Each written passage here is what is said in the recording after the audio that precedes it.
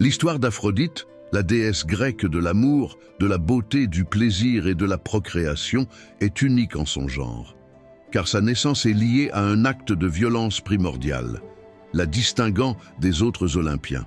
La naissance d'Aphrodite est l'un des mythes les plus fascinants et macabres de la mythologie grecque. Elle n'est pas la fille de Zeus et Héra, mais est née d'une manière bien plus ancienne et élémentaire.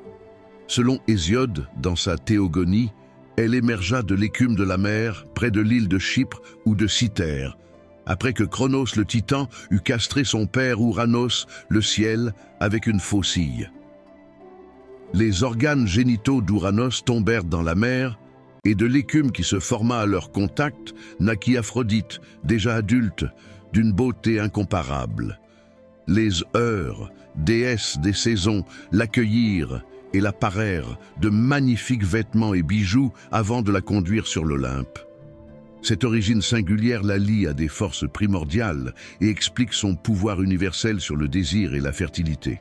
Aphrodite est la déesse de l'amour sous toutes ses formes, l'amour physique, la passion, la beauté, le désir et la procréation.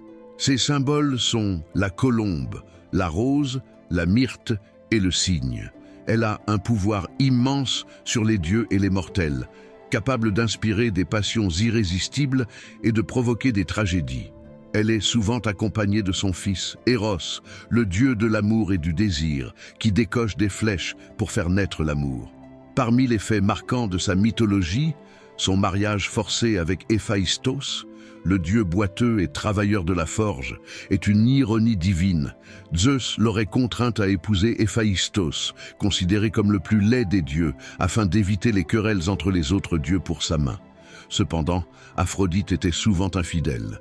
Sa liaison la plus célèbre est celle avec Arès, le dieu de la guerre, une relation passionnée et torride qui produisit des enfants comme Phobos, Deimos et Harmonie.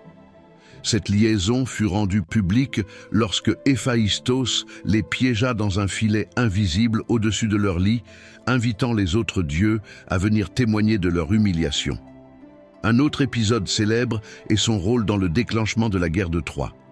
Lors du jugement de Paris, où Héra, Athéna et Aphrodite se disputaient le titre de la plus belle, Aphrodite promit à Paris l'amour de la plus belle femme du monde, Hélène de Sparte, en échange de son vote.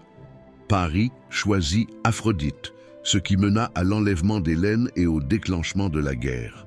Elle aida Paris et est née pendant le conflit, protégeant parfois ses favoris sur le champ de bataille. Elle a également des relations avec des mortels, comme le bel Adonis, dont elle tombe éperdument amoureuse. La mort tragique d'Adonis, tué par un sanglier, fut une immense source de chagrin pour Aphrodite. Comme tous les dieux de l'Olympe, Aphrodite est immortelle. Elle ne connaît pas la mort au sens humain. Son existence est éternelle, et elle continue de régner sur les forces de l'amour, de la beauté et du désir, demeurant une figure de puissance irrésistible et souvent disruptive dans le panthéon grec.